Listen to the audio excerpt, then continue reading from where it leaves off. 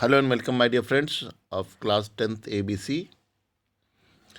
Today we are on the last lesson of English language and literature, the main course book, the first flight, which is the textbook. Lesson 11, the proposal. I'll tell you the summary and explanation of the lesson first. The proposal, written by Anton Chekhov.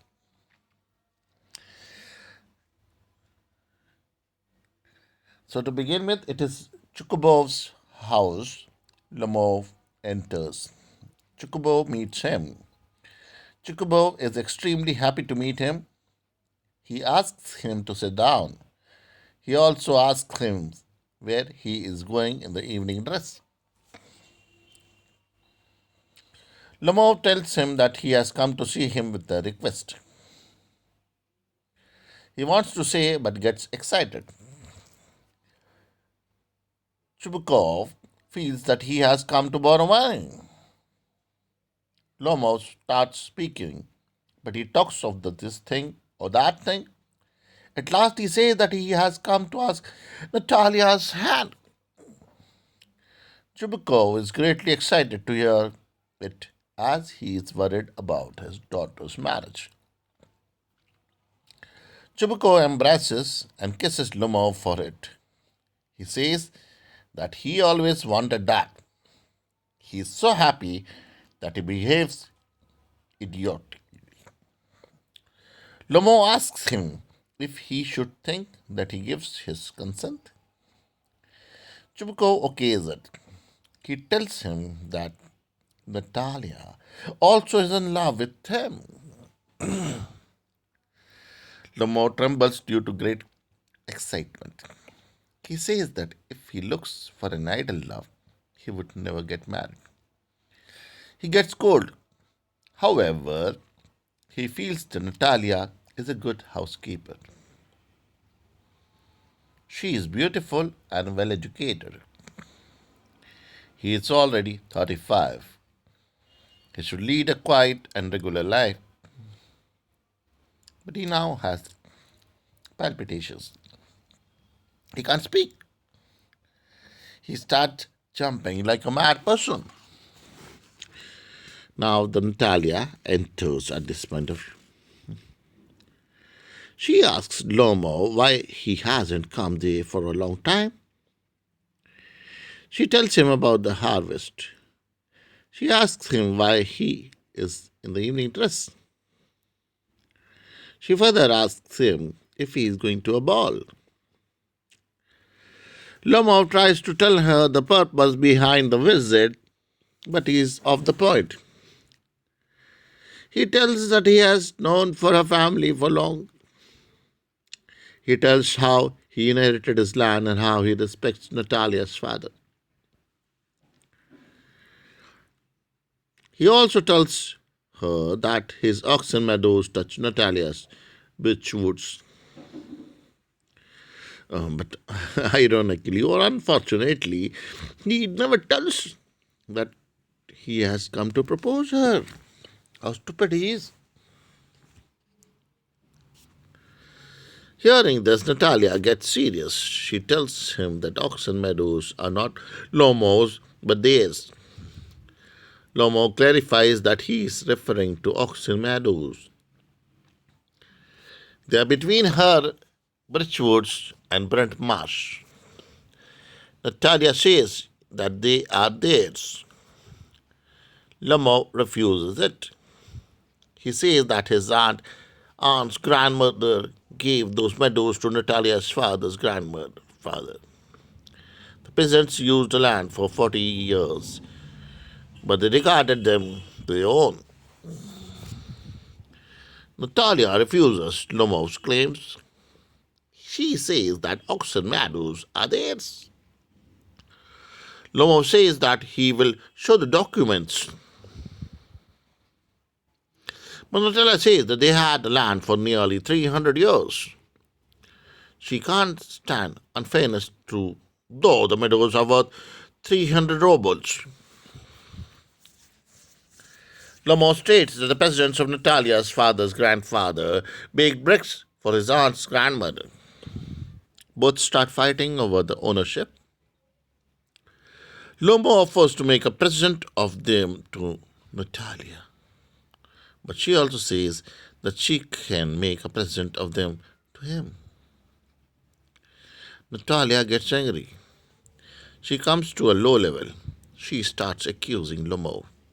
She says that they lent him their threshing machine. Lomo feels that Natalia has called him a land grabber. Okay, good. He repeats that ox and meadows are his. Natalia repeats that they are theirs. They start shouting at each other. Chubuko enters. Natalia asks him to tell Lomo that ox and meadows are theirs. Lomo refuses that. He refuses.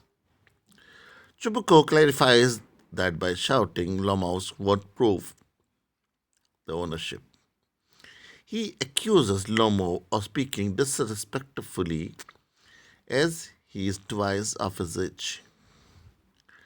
Lomo adds that good neighbors don't behave like that. At the same time, he calls Chubuko a land grabber.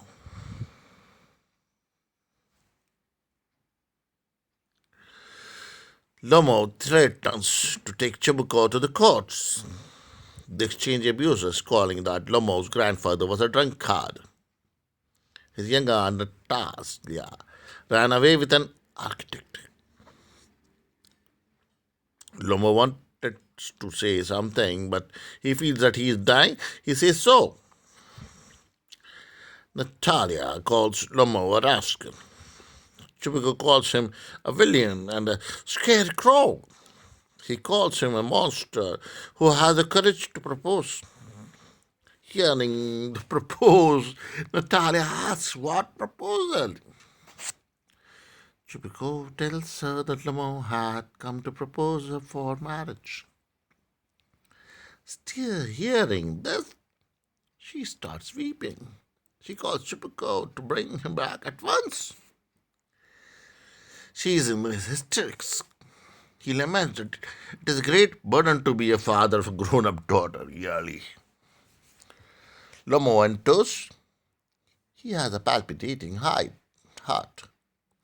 Natalia begs to be excused. She tells him that the meadows are his. The talk now centers on dogs. Lomo tells Natalia that his best dog guess cost him 125 rubles.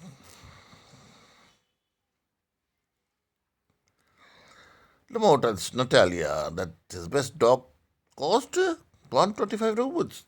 And Natalia calls it too much as the father gave 85 rubles for that squeezer. Squeezer is better than his dog. Lomo refutes it. He states that his lower jaw is shorter than the upper. Natalia defends, saying that their squeezer is of the finest pedigree. But Lomo and Natalia start fighting over the dogs. Lomo calls his guess better. Natalia calls hers better. Lomo's heart gets palpitating. He says that his heart is going to pieces. Chubuko enters, he says, and he asks what the matter is. Chubuko also adds that Lomo's dog guess is old and short. Lomo cites some facts for his dog's superiority. He cites the dog race with the count's dog. And the squeezer was left behind. Dogs ran, but squeezer ran after sheep. Lomo speaks about the condition of his heart. Natalia says him what sort of hunter he is. He should go to the kitchen and not go after foxes.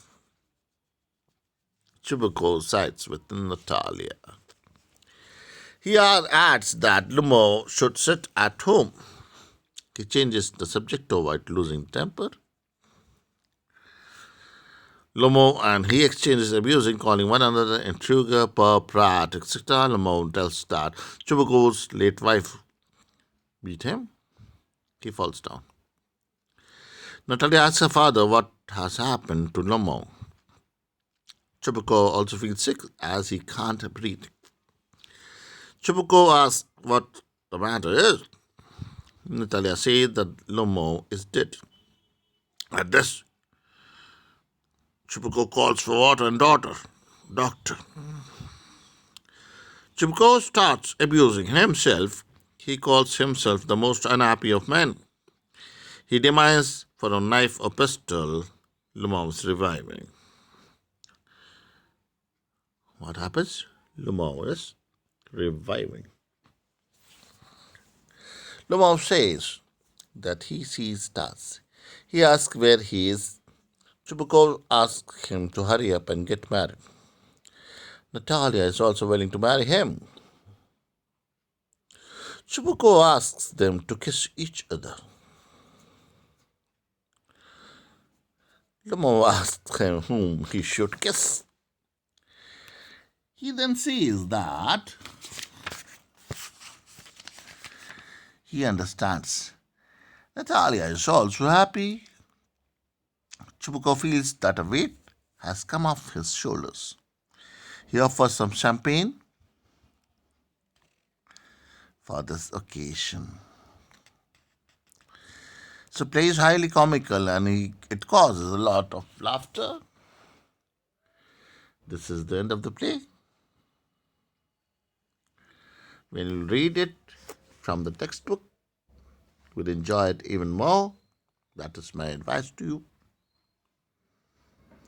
So, my dear students, that is the end of the proposal, the play, chapter 11, lesson 11, and also it is the end of our main textbook, the main course book, First Flight. If any doubts, please contact me anytime.